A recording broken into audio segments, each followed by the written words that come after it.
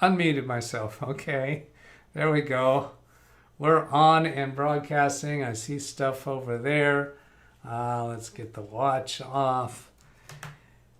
And hello and welcome. Starting IT Support Business number 14 with Bertland in Jamaica. Ooh, I just saw a hesitation. Oh, I still have Google Chrome open on my streamer. Let's close that down. Do I have anything else open that I shouldn't? You know what? I could go ahead and close the Google Earth too. Let's see, my CPU showing, yeah, it's in the 60 percentile. That's too high. Yeah, okay. Right click on the Google Earth, close that. And let's also close SNAS, which is what gives me the countdown, and see what happens to my percent numbers now. Well, I'm in the 50s. That's still kind of high. Normally I'm down around the 30s. All right, I'm going to switch over to Bertland and unmute his microphone. And there you are. We see you now. Hi, everyone. Hi, Doug. Hi. Yeah, I'm seeing, let's see, 44%. Let's see if we can get that fixed. I've got the DVR enabled. I've got the watch off. So we need an AV check. There's Gary Weisenberger. So Gary, can you let us know how we sound? I think Bertland, you better start speaking a little bit. Yes. Good afternoon, everyone. Welcome. And hi, Doug. I hope all is well with you and everyone watching. Yes, yes. Why is it's still up? I've got OneDrive paused, which is, I think last time I did a live stream, there was a glitch that they reported in chat, and I realized that because I had gone so long, I did like 3 hours. That was like a record for me. Yeah. And I had put my OneDrive on pause for 2 hours. And the time where it glitched, I think, was right at that 2-hour mark when OneDrive came back on. So it tries to synchronize with the cloud. Tim Sowell. Hi, Tim. Tim's been on the show. He's local here in Fresno, a friend of mine. He's the one that we did the collaboration with Carrie Holzman, where Carrie was trying to figure out how to delete the undeletable folders and succeeded. All right. Gary says video, audio, DVR is fine. Good. I'm still seeing higher CPU numbers than normal. Why? I just restarted the computer before broadcasting, which is my normal routine. All right, so I'm not seeing any thing else that I can do there. I'm going to look at stream health. It says excellent. Yeah, I came across this funny thing that it does. It's at 12:01. It tells me the audio stream's current bit rate 0 is lower than the recommended bit rate. We recommend that you use audio stream bit rate of 128 kilobits per second.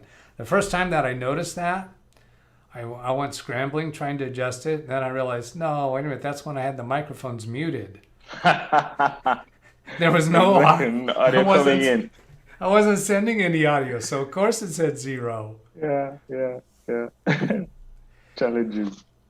So you sent me an email this morning giving the update of all what's going on, and it was so long. I tried copying the whole thing and pasting it into the description and realized that doesn't look right, and I looked closer and realized that it had cut it off short. So then I started taking out some line breaks, taking out some blank lines, doing a little other editing. It still doesn't have everything that you sent me. So what we can do, and perhaps we'll actually do this during our session, is I'll copy those into the Google Drive folder that I've shared with everyone, so that they can pull up your additional materials, because I didn't even do anything with your attachments. I haven't even looked at the attachments. You sent 2 attachments. One, I think, was your curriculum vitae, Yeah. CV, And the cover letter. Normal people like me call it a resume. And then the second one, what was it? The second one was the cover letter, which attached to the resume. So what I normally do is when I'm sending out the resume, I send out a cover letter, introductory letter. But in today's day and age, what I find works best is you copy the content of the cover letter, you send that as the body of the email, and you attach both the cover letter and the resume. So that helps the recruiter in terms of double reading. So they have to read your email and then they have to read your introductory letter. So once they read the email, that is your introductory letter, and they can print and put on file what they need. Okay. I'm taking a look over here and downloading those two from the email, and open that one you're calling cobalator. I don't even know that word. That's like a letter of introduction. Yes. That's what I know it as, letter of introduction. So while I was walking around the block this morning, I was recollecting back when we had that conversation over chat about what CV is. And I was thinking back, I have done a lot of resumes of my own in the past, and I've helped other people with their resumes. And then I remembered I actually taught a resume class to adults for creating their resumes, and curriculum vitae just never was in my vocabulary for it. I know I've heard it a few times along the way. And then I thought pretty sure that's what CV is, but it really wasn't very solid in my mind at all. You got it right. I mean, come on. How about pronunciation? Curriculum vitae, do you know if that's really the accurate Latin way to pronounce it? It's curriculum vitae. Verite? I just call it CV. Curriculum verite. Yeah, you pronounce the whole word yourself. So no. So much for being a hotshot with that. Yeah. Oh, all right. Oh man, I would be so upset if I had to go hunt for a regular job. It's not gonna happen ever again for me. I am far too spoiled. Let's see, Gary. Blackwatch is here. Hello, Blackwatch. He says hello, and how are your four winds blowing? And then Gary says, I talked about taking a car racing last chat. I forgot to tell you about negotiations with board of directors, about driving cars at 200 miles per hour. I know what he's coming up with. And the amount of life insurance the board has on them. Okay, so I don't know exactly what Gary's role is in his company. I think, as far as I know, he might own the company or be the, board chairman or president or owner, but he's got a board of directors, and when he's going to go out racing, he has to have the board insists that they have life insurance on them to cover that.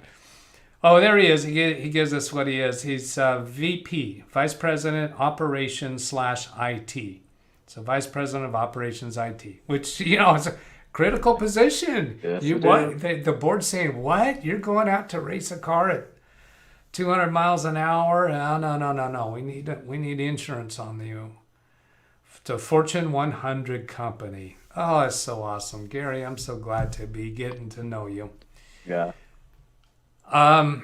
So, Bertland, I figure in about 3 years, you should be at Gary's level in your career. All right? Working on it. Working on it. There you go. Yeah. There you go. So I need to get you talking about what's going on. How do you want to handle this? You got so much in this update. Yeah.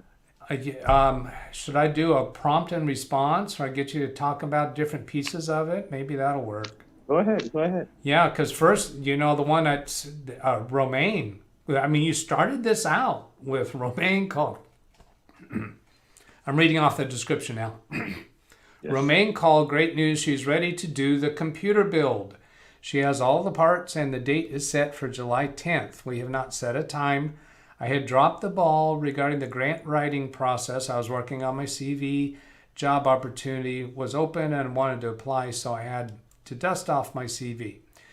Please see the attached CV and cover letter sent. Okay, so then you go into the other stuff. Let's hold it. Let's talk about Romaine.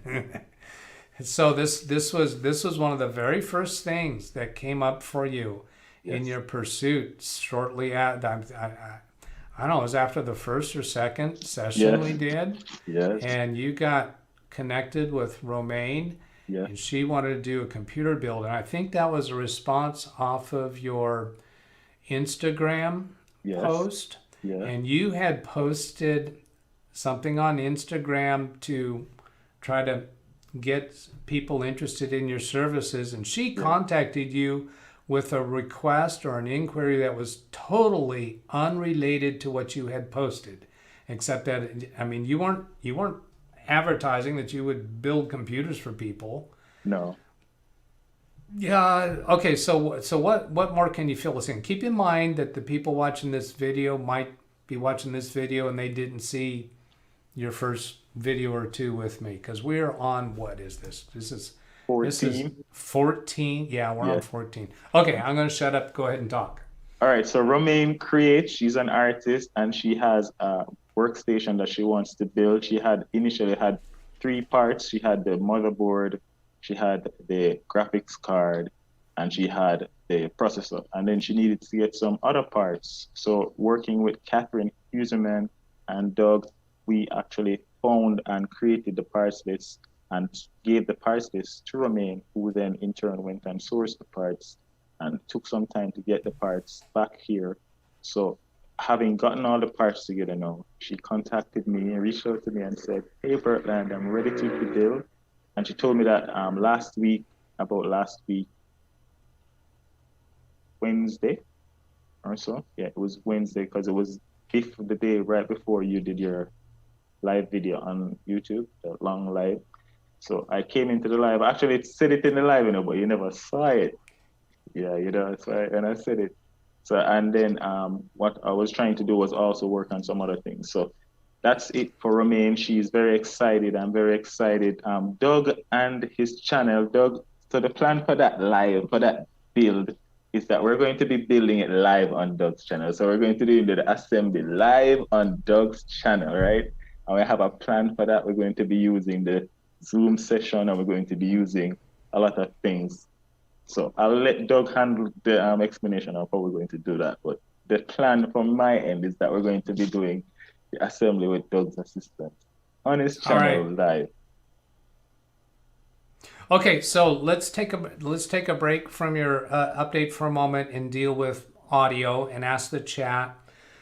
Bertland is using a different microphone this time, and during this last little soliloquy he gave, or monologue he gave, I noticed some audio issues. I could understand what he was saying, but how did it come over on chat? Let's see. Sam says sounds good, so maybe it's just because I'm hearing through the Zoom connection and my earpieces, and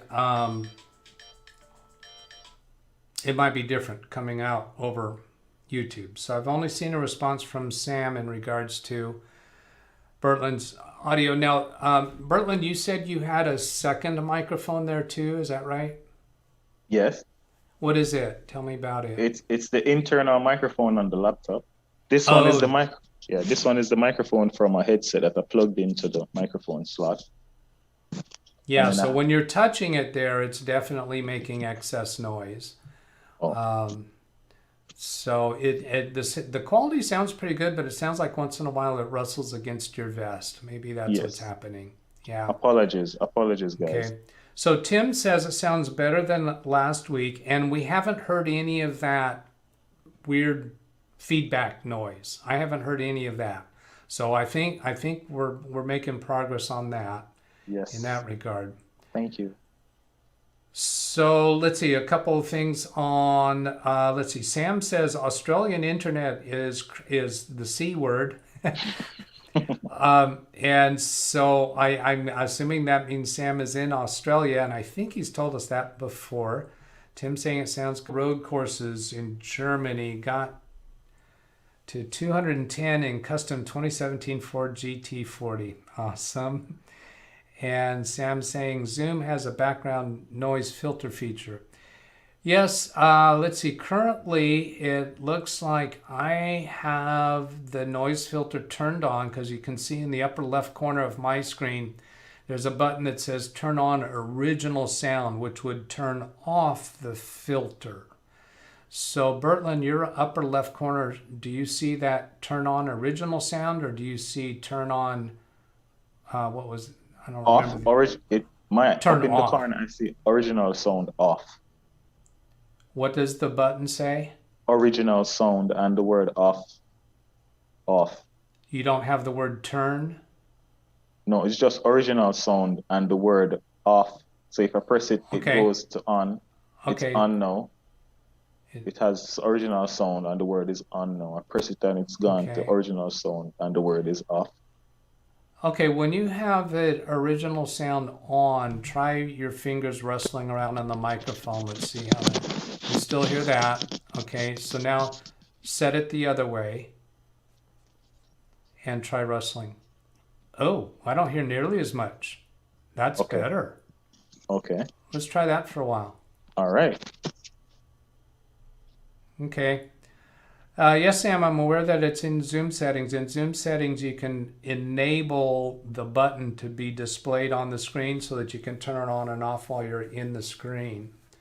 I don't believe we need to go into Zoom settings to make any other changes to that. But this sounds interesting. Let's see how it goes for a while. We'll try this for a while, and then if we think we still need to go further, we'll go take a look deeper into Zoom settings. But this feels good.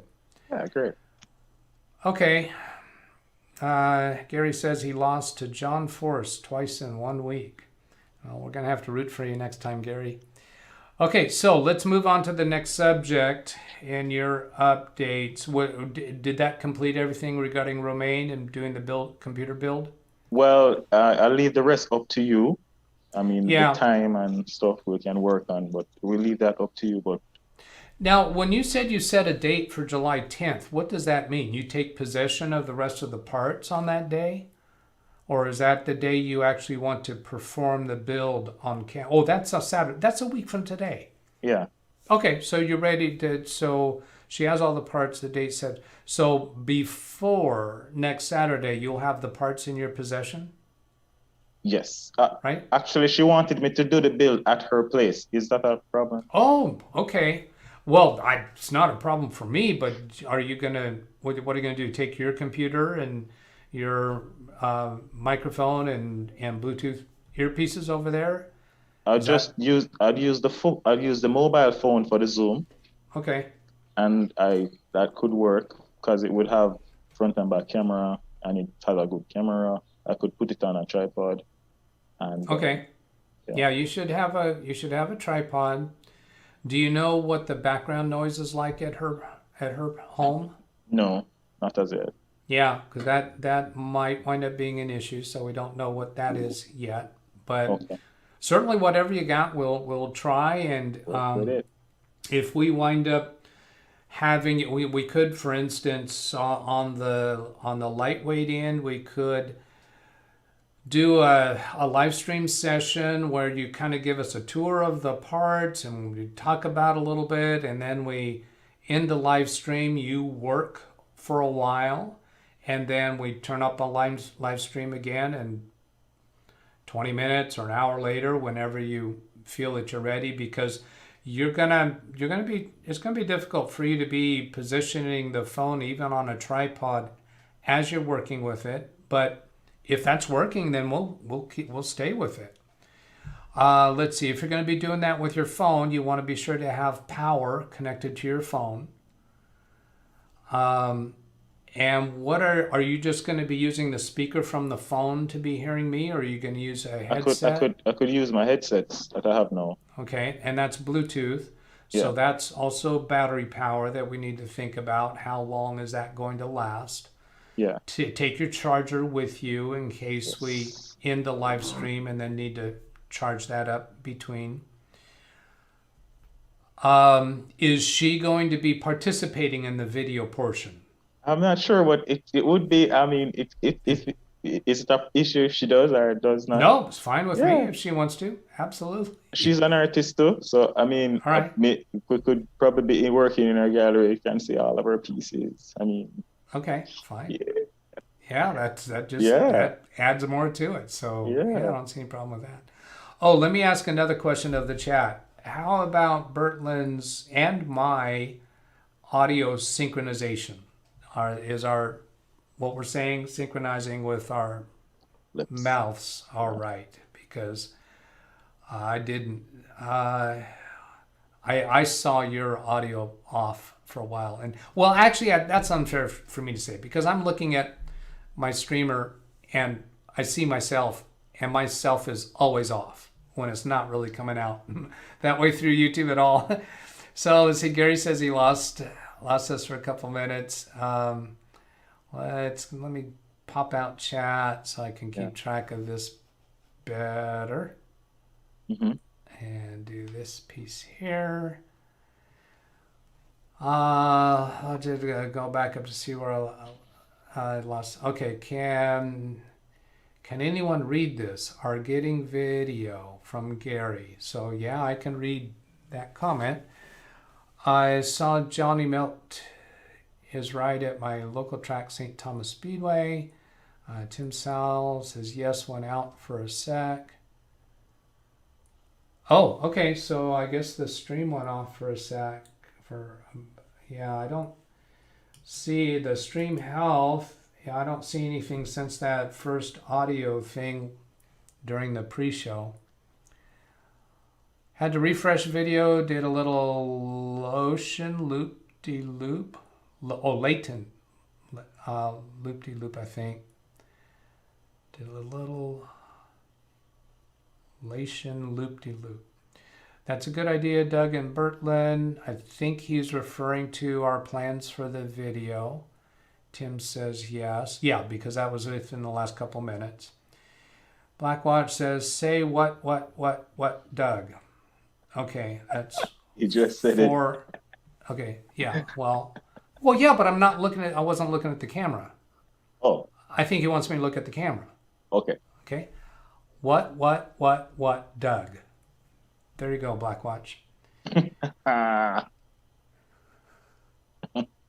I think that is a legit response to him.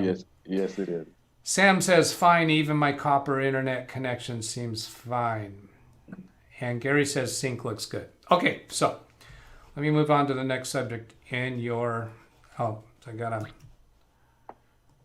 highlight the last thing I read in chat so I can find my place next time. So the next thing was the CV for the job opportunity, a comment that was made in chat when you said how many pages you were having. Is it still that many pages or did you No, it's still trim that it many down? pages. It's still that many pages. It's It's 12 still that many pages. pages. It's All 12 right. pages long.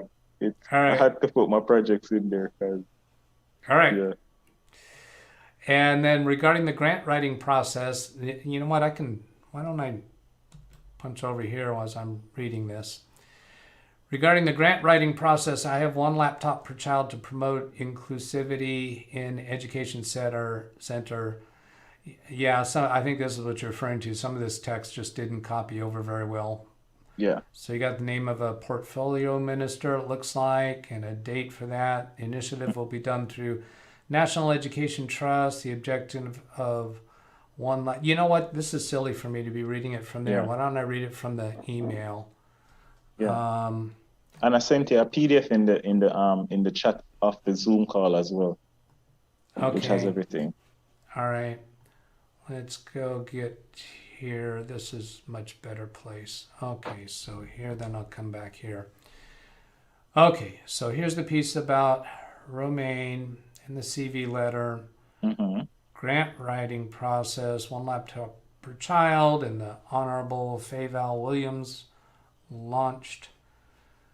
that initiative number, I guess. The initiative will be done through the National Education Trust. The objective of one laptop or tablet per child initiative is to provide an estimated 140,000 students on the program for advancement through health and education, with devices that are an estimated cost of $4.5 billion.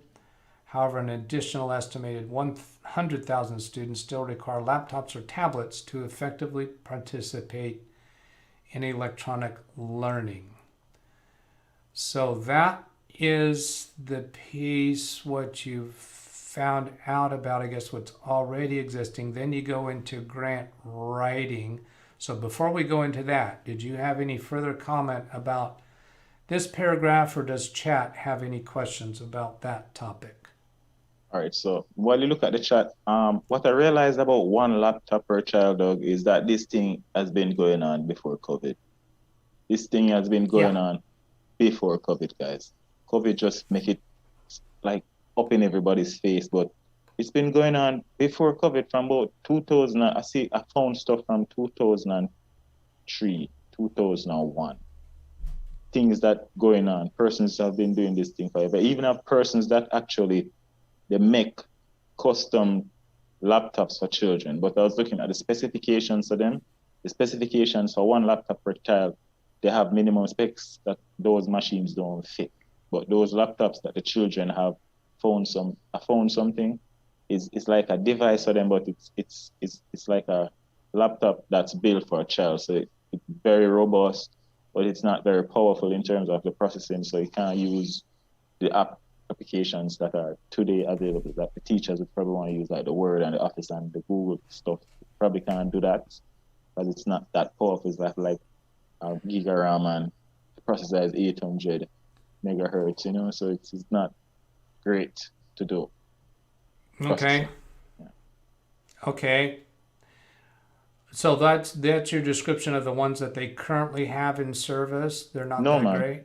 No, man. I was saying that I was researching one laptop per child, and I found, and I was looking for international organizations that would like do donations or do that thing, and I found an organization that actually builds laptops for children under the one laptop per child platform. But the laptops that they build are not of the minimum requirements set out. Okay, gotcha. Understood. It's not a really good idea for me to be trying to read that and listen at the same time. I don't do so well. Could you turn your camera down a little bit so there's less head space? You look kind of short. Okay, that's good. That's good. So let me take a look back here. Latin Doug, SMH, do you listen to any music? My music choices are not really worth mentioning. I'm not a big fan of music, and I listen to a variety of things, only seldom. Although I do actually pay a monthly subscription to Pandora because I just don't tolerate advertisement in the free stuff. Skipping, good afternoon, 100 megabytes. Australia, Israel, Blackwatch. Where is Kenny still playing with his Lincoln Logs? Hey, he's building a computer. That's what the reference to Lincoln Logs is. Gary, for grant writing, get with a teacher. They all write grant proposals for used computers. Try companies' retired computers. That's right on idea there. Yeah. Your grin is telling me you're recognizing that. Yeah.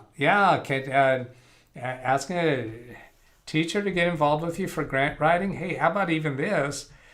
Pitch to maybe an English teacher or language teacher if you want to make it a class project, and get a class involved with it.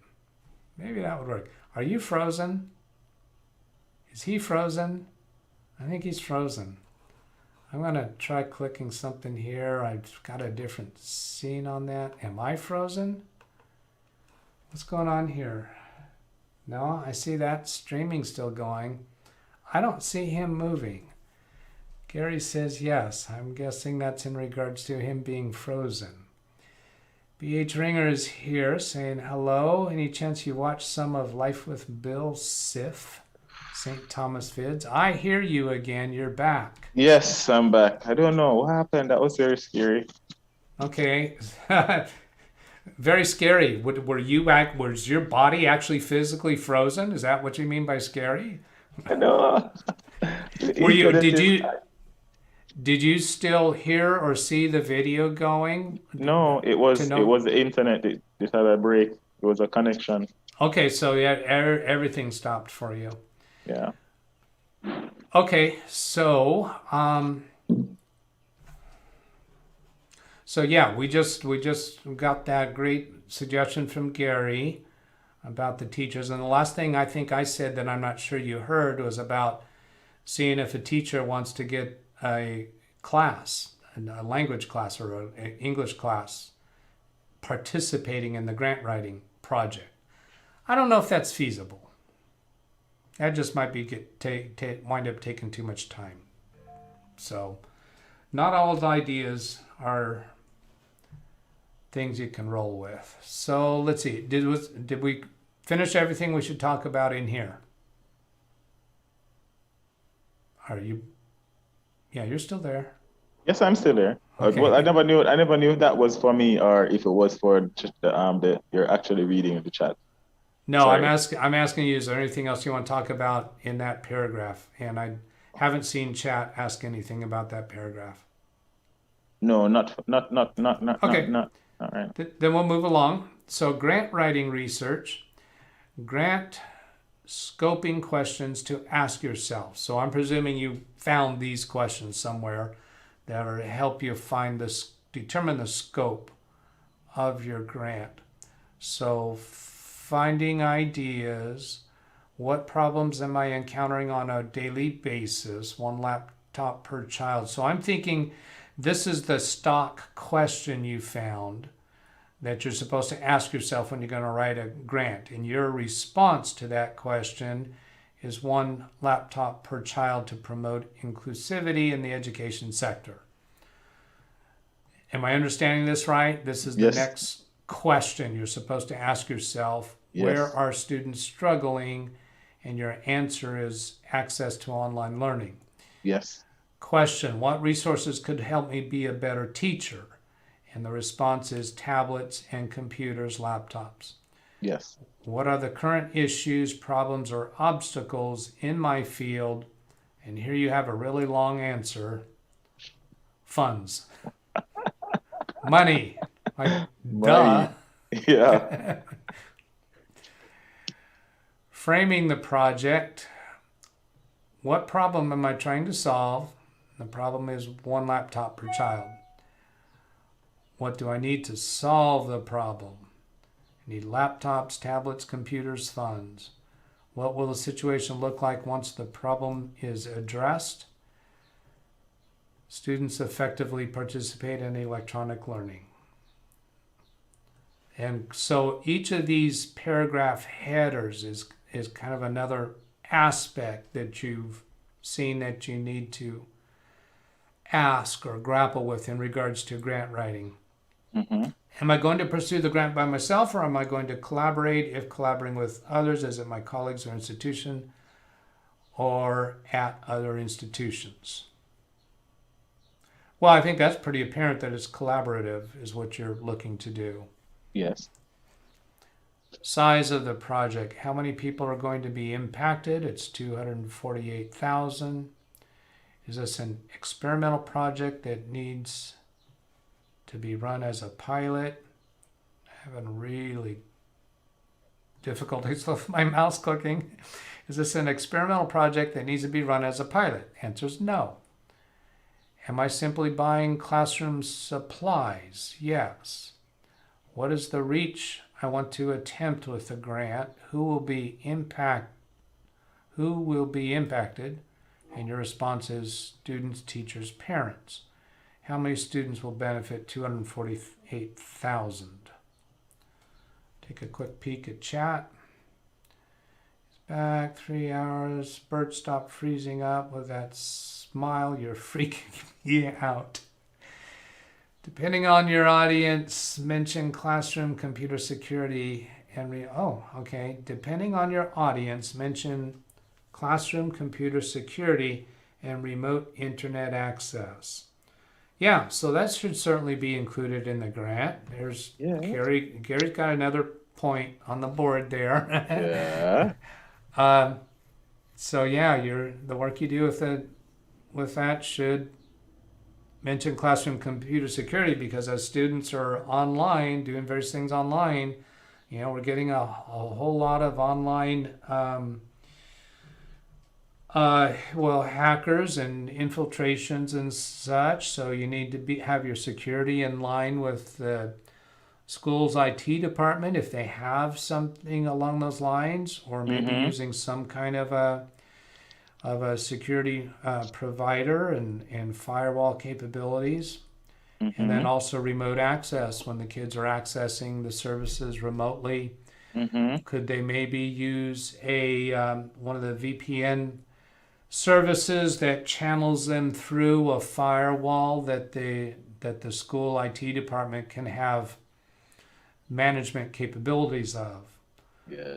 Because if you step into this realm with the schools and their one laptop, tablet, whatever per child, if they haven't thoroughly thought through this subject, you could be, really opening their eyes up to something they haven't thought about, because they might be thinking security, okay, antivirus, anti-malware, strong passwords, but I'm pretty sure it'd be a kind of not much of a challenge that the students, when they're away from the school, they connect to the internet and sign on to some form of a VPN service that channels them through a firewall, that the schools can have some management to be able to monitor what they're doing, where they're going to, and keep them safe.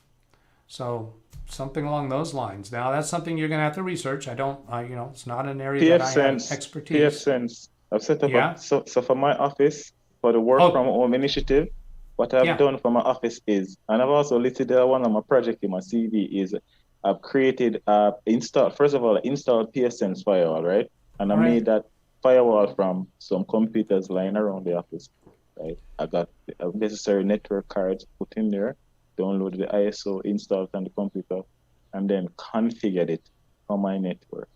And then after that, I added Snort, I added DNS, and I added OpenVPN.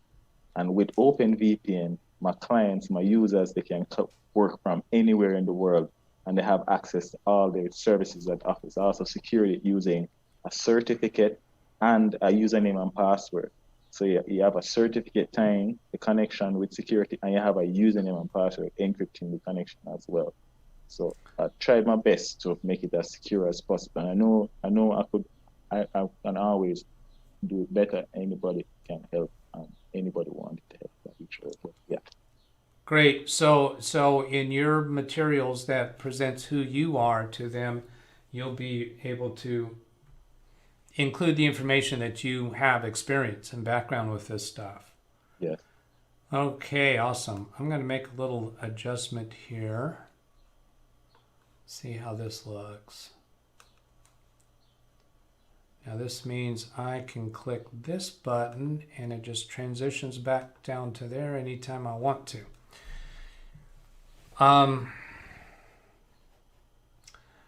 Depending on your audience, okay, let's get this scrolled right. Make 2 or more proposals, one with 60 computers, then more. And Sam mentions VPN and Cisco AnyConnect, but I think staying with what you have experience with is, I don't see any reason to jump to a different ship in regards to firewall VPN than what you already know.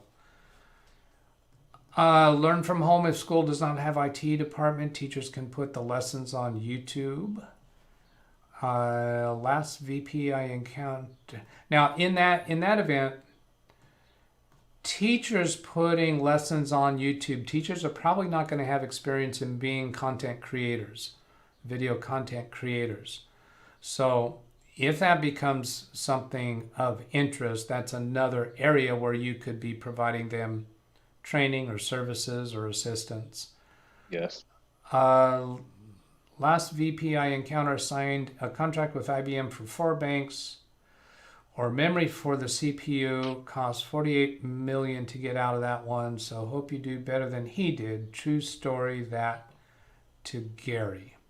When I started reading that and realized it was from Blackwatch, I was just waiting for the punchline. Am I going to recognize the punchline? And I think that was a straight piece of contribution towards the conversation. Last vice president I encountered signed a contract with IBM for 4 banks of memory for the CPU. Cost $48 million to get out of that one. So hope you did better than he did. No, that's humor, isn't it? Yeah. That's not that's humor. That's not contributing to the conversation. Doug, that was real. Gary, Sam Lazar is Cisco at your work. Gary says, I did that at Ford for IBM 360. That was me. Do it spending 4 banks of memory for a CPU for $48 million. Okay. No, I did a networking course last year at university, and this year's cybersecurity course we use Cisco software like Packet Tracer. Blackwatch says, nope, 370 MVS and VM to Haveland aircraft. Yeah, I don't know. Gary says, Doug, that was real. Yeah. Is he being humorous to say that was Doug, that was real, and see if Doug falls for it? Is he that gullible? Or is he saying that $48 million for 4 banks of memory was real? I don't know. Let's move on. No, Doug, true story. I worked there as security. Okay. Boy who cried wolf, Blackwatch. I've known this was going to happen. You're going to be trying to convince me if something is true, and I'm going to say, I don't know. It's the old boy who cried wolf story. Okay, so what I need to do is not click that, but go back to your email. Nope, I've got to click over here. Scope of project. Has a similar project like this ever been done before? Yes. How long will it take to solve this problem? You're saying 12 months. Data collection. Do I want to compare one group with another? Yes. What data am I going to need to collect to show success? The answer, students total, meaning the number of students that have computers, right? Yeah. How many students in total want to reach the project with, and then at the end of the project, how many students actually have access to the online material? Right. Yeah, obvious. Students who can access online material. To what extent can I control the variables I want to measure? What is my hypothesis? Sustainability. Is this a one-time effort with minimum or no long-term sustainability? Answer is no. Is this a one-time effort with minimal or no long-term sustainability? No. So you're saying it's an ongoing project with continually renewing devices, I suppose. Once every kid has a device, you're still going to need new devices every year. Is that what you're after here? Yeah, or you're going to have to recycle them out like every 4 years or so. And I was even worried, you know what I was worried about, Doug? I was worried about persons getting those machines that, anyway, because it's 4 years, so we have time. So that can be for another show. With the issue that you're always talking about with the new Windows. Okay, I think you're getting at how frequently you're going to have to replace the devices. No, not even to replace them, but I'm saying that if you're getting donated machines, I just hope we don't get machines that can run Windows 11 in 4 years' time. Oh, okay. I would think you'd be wanting to be, this should be operating at the level not where you're getting donations of used machines, but that you're getting funding donated to buy a flock of new computers, so they're all the same. Ah, Has that been on your radar, or have you been yes. thinking, yeah, okay, because if you get a bunch of different models of computers, that's going to be an IT support nightmare. And the experience that I've had with my clients who their kids have gotten a laptop through the school, they've all been the same model. And then eventually those laptops need to get replaced. So maybe years down the road, some of the kids have the original model and some of the kids have the new model, and there just needs to be constantly that refreshing of models. But you should be buying, I think, massive, these grants should be for buying a mass quantity of new computers, all the same model, and it should be a negotiated deal with the computer manufacturer. Okay, so then let's go on here. Very wise. Thank you, Doug. Would my institution be willing to sustain the project or be capable of sustaining it? Not sure. Could the project become self-sustaining? Not sure. I think that should be on your radar, that you're intending for it to become self-sustaining and renewing, to where there are grant fundings, and maybe some people will affirm this in the chat.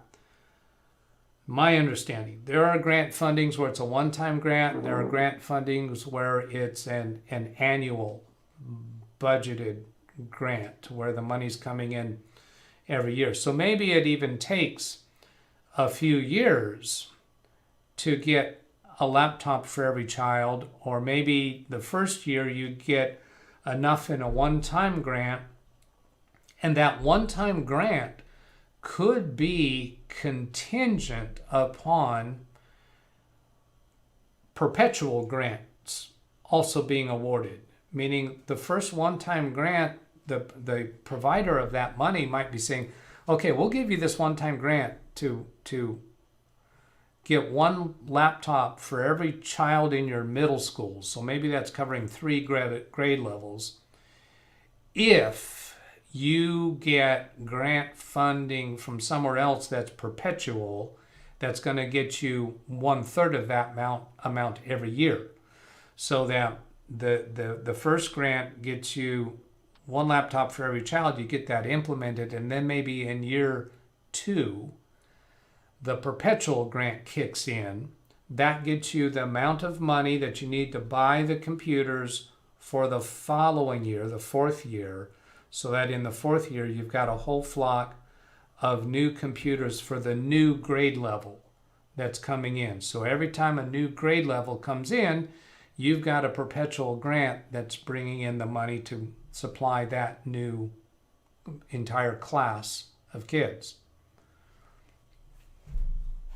I am aware that grants can be well said, contingent on something else, some other condition happening. Mm-hmm. Okay, so then ideas from last week are below. So you've mentioned the ideas. How do you get one? Do a Google search for that. I'm not going to spend as much time on these. You mentioned the National Education Trust, director, donor, partnership management, cash contributions. This is all stuff that you have. I guess what this is stuff that you found out by virtue of doing this Google search. Is that right? Yeah. So we have not seen this information before. You're reporting this as the results of your search. Yes. That's okay. I'm understanding that. All right. Do you want to elaborate on that at all? Yeah. So after taking your advice on basically how you do research online and asking these questions with Jamaica as one of the keywords in there, I found out that the one laptop per child, right? Every donation for the one laptop per child can be sent through the National Education Trust. And the current director is Lataya Harris, right? And she is the director of donor and partnership. And also found out that you have the National Parent Teachers Association, which we found out that already. You have the programs of advancement through health and education, the PATH program.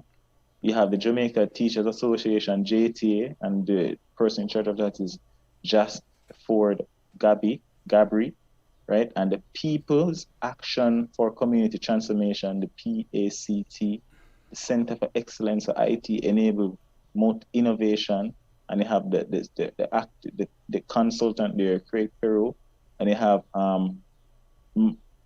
manage the information systems, and I have a manager there, Mr.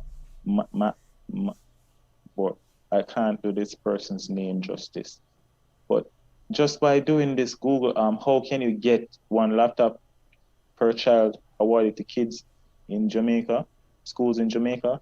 This just showed me that you have a lot of organizations out there who are already doing such things. And you have the National Education Trust, that's the facility to legally disseminate the laptops, or the project that the Ministry of Education is doing. They are the ones that, if you want to contribute to the project, you can legally contribute to the project by donating to the National Education Trust. So that's what I have to say about this section out here. Have you considered trying to have a phone conversation with any of these people? Not as yet, but I will. Yeah, I have no idea, whether they are accessible, but what's doesn't damage anything to ask, to try to reach out to them and just introduce yourself, that you're interested in trying to get involved with getting more of this accomplished, to get one laptop for each child. Yes. And just ask to have a conversation with them. Where do you see the biggest place of need that I might be able to fit into and provide assistance to this, because I'm interested. And I don't know. I don't know if that's the right verbiage or wording or whatever, but just you put. I would suggest you put your mind to it and reach out to these people. You may wind up, speaking with one of their assistants, or they might say, well, you can come in and have a conversation with an assistant to such and such here, and that'd certainly be I would think it could be a really guiding conversation. Thank you for this. Thank you for that very much. Okay, so let's scroll down here and see what we got next. Funding one laptop per child, Jamaica, Sandals Foundation, Seprod Foundation, Guardian Life Limited, Guardian Group Foundation, the Western Union Foundation. So are these organizations that are already providing funding for laptops? Yes? Say that again, please. Are these organizations that are already providing funds for one laptop per child? Yes, that I think funds are available, that these organizations actually have provided funds. The Guardian Group, the Western Union, and Separate Foundation and Sandals Foundations have pledged funds. So I don't think they have actually used the funds. Funds are available in these foundations in Jamaica, or have been at one point in time, especially the Western Union one. That one was from a prior project in the 2000s. Okay, so I'm wondering if one or more of those organizations might have funds available and have an RFP process, and maybe funds are available that aren't even getting utilized because they're not getting sufficient proposals. I got involved a little bit with an organization here in my town that coordinated it did coordination between charitable individuals, families, organizations in our town, and they would put out RFPs, requests for proposal, for blocks of money that the donor wanted to go a certain direction. And this organization acted essentially like a broker, so that those other individuals and families and entities and foundations didn't have to manage the proposal process themselves. So it was kind of a third-party broker entity that would advertise their RFPs and interview the people. I actually went in for interviews on a few occasions in regards to the aviation program for kids that I was operating, and went through their processes. And so contacting these foundations, you might find that, yeah, there is an RFP process and you could be spearheading a proposal for some of that money. So that is probably an area that you can dig into deeper. And then also perhaps find out who your competition is. Yeah. Because if you find that there's a massive amount of proposals already going through, and they're really well written, and they're probably public foundations, so you probably can get copies of the prior proposals. That's going to guide your efforts, and also maybe make you realize that, yeah, there's not really a hole here for me to fit into, and provide something that's already kind of saturated with that stuff. Yeah. And if that's the case, you need to find that out soon, so that you don't waste too much time going down a particular path. Yeah. All right, so let's bring up the chat window and see what's going on here. So highlighted there is my last thing that I read in chat. I'm still here, man. Say again? I'm still here. I saw you made look Okay. a while ago. Blackwatch, Gary, so I'm going to skip over some of the back and forth. Oh, so let me start pointing this out. Down here where Gary did the @LiveWindowsTraining, that really makes it come up big and bold. So if you got something that you particularly want me to see or read, please do that. And just in case somebody can type whatever my message is. So if you're not familiar with that technique, please use that, because then Gary's going to see his message highlighted in orange or red like that, just the way that I see it there. So please do that. And that way I can kind of skip over this other stuff. I mean, you guys chit-chatting back and forth, I love that. Please keep doing that. But I need to stop reading everything onto the video.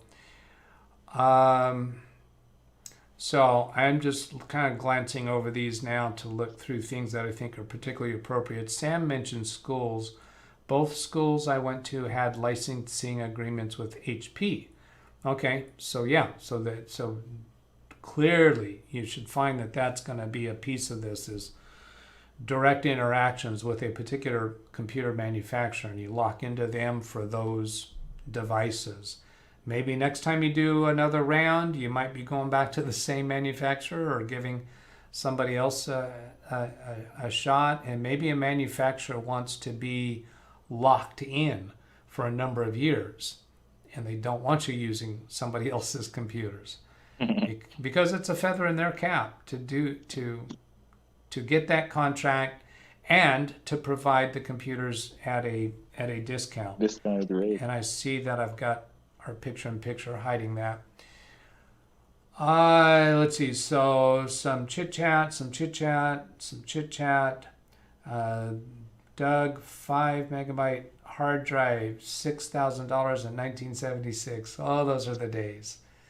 Yep. 5, that doesn't say gigabyte, people. Megabyte. That says megabyte. $6,000 in 1976. 2 terabyte M.2 is $250 in 2021.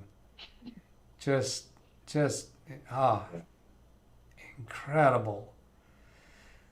Gary's to me. Bertland, I realize what you are going after, but you would do good to pull back and have a smaller pilot plan. All right. Fair I'm down with that. Yeah. Fair that. And I'm not sure that I've seen you focusing on a particular. Well, okay, I guess you have, because you've said that the 248,000 kids. Yeah, that's all the kids in the Jamaica school system, isn't it?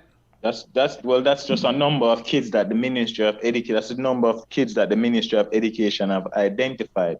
So they have identified some children and some other children. But I would work with what Gary is saying. I could, like, let's say, for example, I have my alma maters, I have my primary school, I have my high school. I could focus directly on those schools. So I could focus on my primary school and my secondary school that I went to and try to get one laptop for a class at that school. Run all the children in a specific class. And that would be like 50, 60 children, 80 max per class. So that would be something that I could work on. And 80 laptops is a whole heap of laptops. And if you're going to get them per year, is a whole heap of paperwork, and it's a big project. And I would think, as you like if you contact those organizations that you have listed there and try to get copies of prior proposals, you may find that that's a thing, meaning it is segmented, smaller populations here and there, and it may very well not be feasible or even practical to be going after the big number, but just go after a piece here and a piece there. That sounds like wisdom there. But rather than making that decision now, I think it'd be really good for you to see what has been happening. How have the laptops been getting into schools? Find out historically what has been happening. Has it been a proposal for 150 laptops for a particular school or for a particular department, or has it been for a particular school, local school district? What is the marketplace already accustomed to? And then fit yourself in there somehow. Pick a slice in there. I've seen where the numbers range between like 210, 300, those downloaded devices, tablets. I always donate between those amounts. When I was looking at the numbers, what they donate when persons are donating, they donate between those numbers sometimes. Okay, yeah. So good point. Find an appropriate place for you to fit in. Let's see, chit chat. Bert, if the PTA gig is a tender, they are public info domain. Is a tender. Yeah, I don't know the word tender. Maybe that's a Canadian thing, but they are a public entity, so you should be able to get access to documents from the past. Catherine says, I do. I think that came up at the time when I was asking people to do the apt thing, and she demonstrated it there. Blackwatch Audio. Yes, Catherine. And hello, Catherine. I don't think I actually said hello earlier. Frankie B says hello, hi, and some hellos. Doug, you're freezing up. Did you pay your ISP bill? Let's go see what Stream Health says. It hasn't shown up any problem in the health there. Is anyone else seeing some freezing up? Sometimes when I can see freezing right here on this computer. Now I saw 46, 48%, 46%, 50%. When I started this stream, my CPU numbers were kind of high. This still isn't as low as it usually is. Yes. GPU is around 40%, 41%.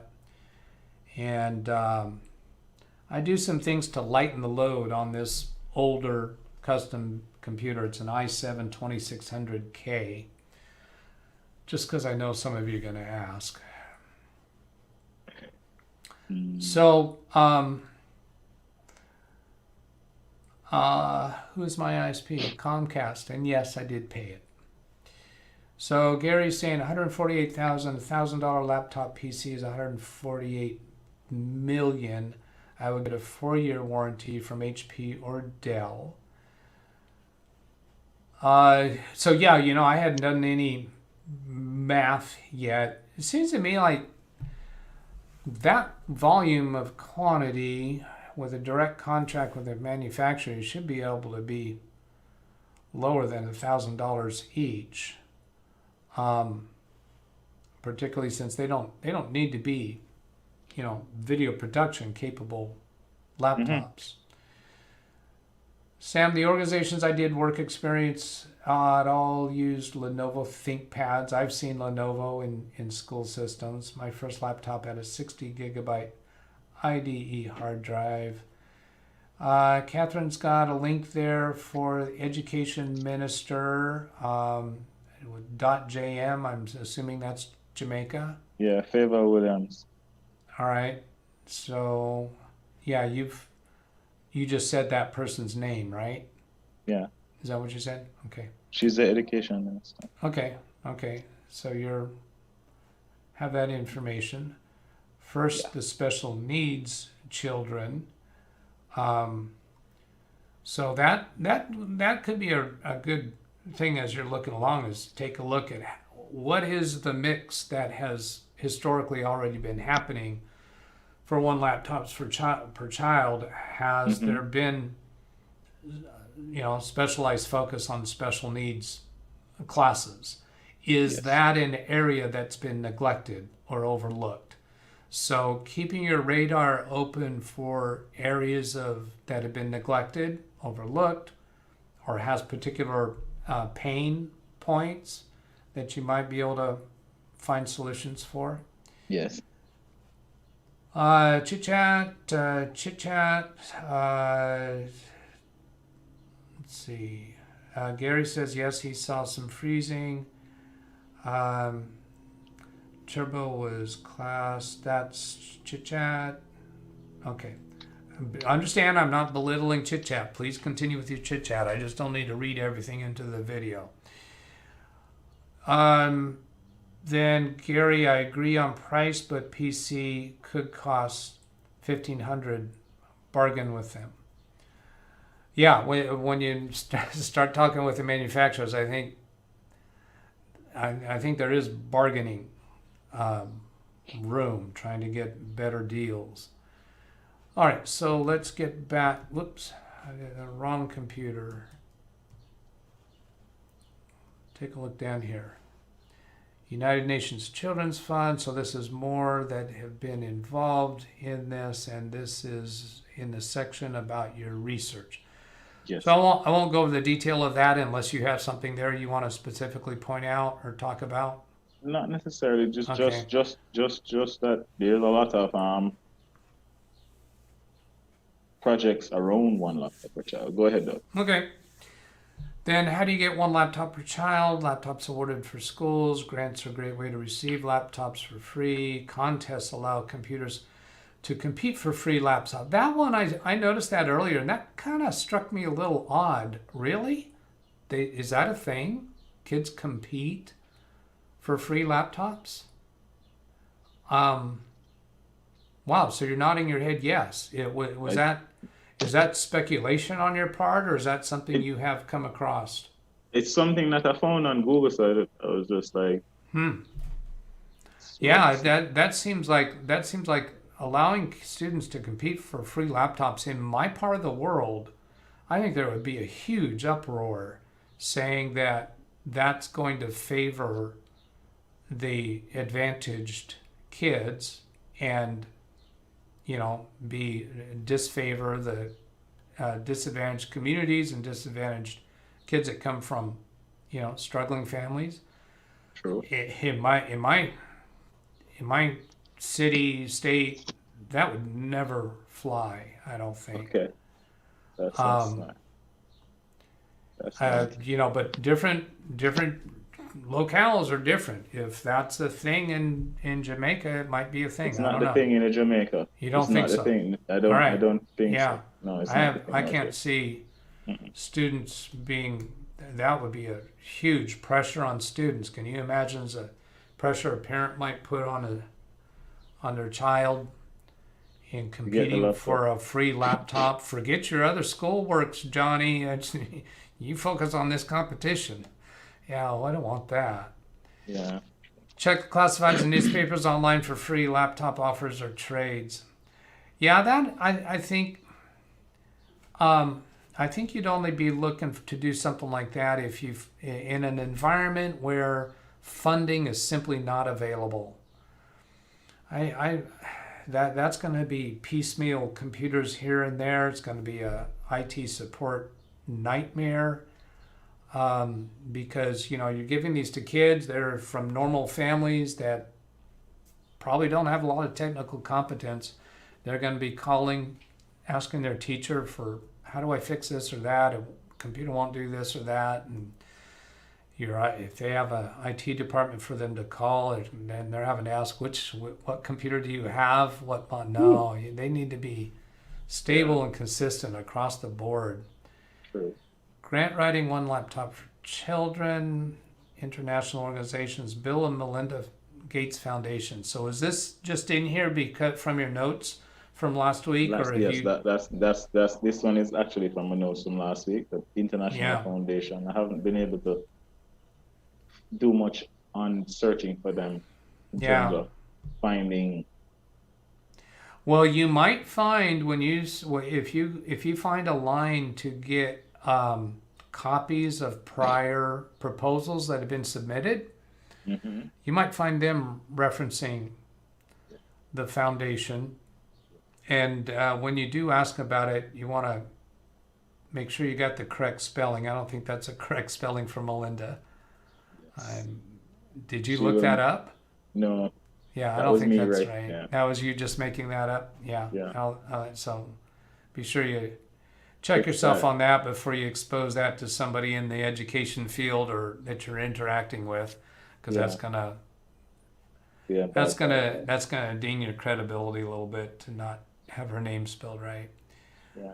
One laptop per child, international organization, Jamaica, MSBM continues support of one laptop per child project. So this is a link to Yeah. that. So no, actually no. The Mona School of Business was one of the things that I found that was actually doing the one laptop per child. All right. Initially very old before even the COVID thing. And then while I was searching for one laptop per child international organization in Jamaica, I found this survey of the ICT and education in the Caribbean diaspora region. Jamaica was in there, so I was reading it. They have this thing, right, that they want to try to keep track of the students. Like they want to do a census of the students and like record keeping when the kids are at school. That's a big issue, to digitally keep track of, like digitally collate the records. Like when the teacher marks the register, she has to then take the register and add up those and send it to somewhere, and then somebody else have to add up that and send it to somewhere, and that goes to the ministry and they know how much persons at school at that day. But they know that after like a year or, it's not like they can know how much persons are at school at a given day in time. It's always a guesstimation, you know what I mean? So they were saying that how can you, right, sorry. Much better. Sorry. Yeah, Much sorry. better. Sorry about that. Sorry about that. So I was saying that where did he lose me? Say again. Where did he lose me? Where did he lose me? I'm not sure. I started struggling understanding and I was straining a little bit, and so my attention got focused on The there. mic. So you were telling about the Mona School of Business, Right. and I don't know. Just Okay. go ahead and pay, because they probably followed you better than I did, because I Okay, was no kind of problem. distracted with the sound. Okay, go ahead. Okay, so the survey of ICT and education for the Caribbean diaspora region, right? I found that while I was doing some research on how to get one laptop per child, international organizations in Jamaica.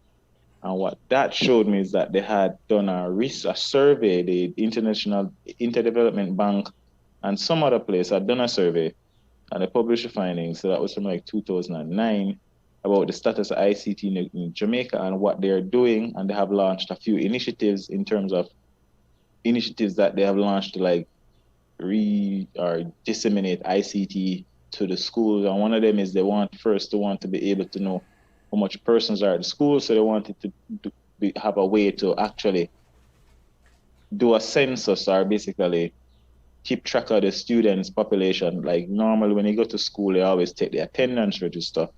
And with the attendance register, Doug, I see you. What? Doug, I see you like, I'll let it go. I'm sorry. Are you seeing me straining? I'm straining to follow. Yeah. So I'll leave it am. I'll leave it at that. Okay. But yeah. Time out. Yeah. All right. Thank you. No problem, bro. Let me pop over to chat here and see what we got going on. So we got some things here. Let's see. Position that better. Okay. So we already talked about that. When you get over 1,000 laptops a time, their ears perk up. Okay. Catherine's got a link here, so you can follow up on that. Yes. Gary, never happened free laptop, different demographics. It's got to have been in response to something I was saying, I suppose. Never Melinda. happened. It's E. Yeah, I was thinking it's E. Not quite sure what that is in reference to about free laptop. Never happened free laptop, different demographics. Check out, let's see, that's Chit Chat. Good luck with the job app. And Bill and Melinda have slowed down their giving due differ views recently, but they're still doing donations. I get an email from them every few months. Yeah, I had no idea how much they're doing these days, and I wouldn't be at all surprised to hear if they've slowed down. Okay, so back over here. Then you got a sample message to the head of That's the stuff from last week. Yeah, last week. Okay. Raising money, experience on government side. Yeah. So then, now here you've got a note. David Nation Sr., I think he was offering to interact with you directly and lead Chamberlain. David Nation, are you with us? Are you in chat? Please make yourself known if you're here. I very much would like to see you there. And then Glendon Primary and Junior High School in Montego Bay. I think we're kind of at the end there.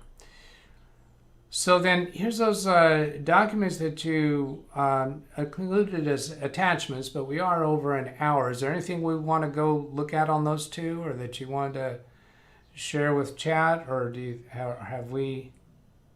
The last document is the actual report, the survey that I found on the International Development Bank, the One Laptop Per Child Initiative, a framework for Latin America and the IVB. And this is a document that I found that I was just reading. Is that this one? Yeah, the last link, the very last link. Oh, link. Yeah. No, I'm asking about the attachments you sent on the email. Oh, those are my resume and cover letter. Yeah, so that's what I'm asking. Is there anything we want to bring those up for? You were just sending those to me by... I was just sending those to you so you could see what I was working on, why I never really got much time to do much research on my project here for the grants. Okay. So I just wanted you to actually see what I was doing. Okay. It's not for you. So I see people telling me that David Nation is not here. So I hope he does show up soon. I owe him an apology. I had an interaction with him not too long ago that I would like to apologize for. And I fear that he might be staying away because of that interaction. We love you, David. We're sorry. Did you get in touch with either of those? Not yet. All right. Not yet. But okay. You know, I'm hanging on, waiting. Gonna reach out. All right. Very good. Very good. Yeah, I don't know what those interactions were about or what they were offering, so you'd have to get that from them directly. Yeah, so we're over our normal time. We've set I think a record. Yeah. For the Bertland Hope show. Yeah, we have the Doug Burt show. Yeah. What was it? Doug Burt was actually a thing. I think back, and because I got all kinds of nicknames for my last name Betts, and Doug Burt is one of the nicknames I've had in the past. Full circle. Okay. Yeah. Full circle. Yeah. Okay, very good. Well, then let's, I'm going to bring you back up on the full screen Zoom and say your goodbyes, and then I'll do a sign off and we'll be done. Thank you, everyone. Thanks for checking out the live with me and Doug. And Doug, thanks so much, as always, for your sage level advice. Sage level advice, Doug. I must tell you, really appreciate it. Every time we speak, it's like an eye opener. And to the community, to everybody in chat, I want to tell you thank you so much for your participation and staying with us for the 90 minutes. And next week we have big things, so stay tuned. Oh, let me say something else. Even while I've got you on screen, it's not quite pertinent to you so much, but let's see. So it's coming up on 1:22 my time. So a little more than an hour and a half from now, straight up 3 o'clock, I think I'm going to go live again with doing lab work for real clients, real work that I need to do. The work that I need to do today is, I think, kind of suitable for a live stream. So for anyone who's wants some more of this, of live stream interaction, that'll be about an hour and a half from now, straight up when the clock gets to the top of the hour. Okay? All right. So if you would go ahead and click yourself out of Zoom, please. And I'll switch over to here. And this gives you my email address if you'd like to request a Zoom session during a live stream for whatever computer topic you'd like to talk about. Please send an email to me with a little bit about your request. You don't have to go into a lot of detail, and we'll put it together. Maybe put a little bit of information about your availability. My availability is pretty flexible. And there's Catherine. Thank you so much. Declaring that she's liked the video, and I'm seeing 13 viewers and 11 likes. Wow, 13 viewers and 11 likes. That's getting really close. Then that'll do it. All right, so have a great day. If you're coming back to see me again in a half an hour, then I'll see you soon. Catch you later. Goodbye.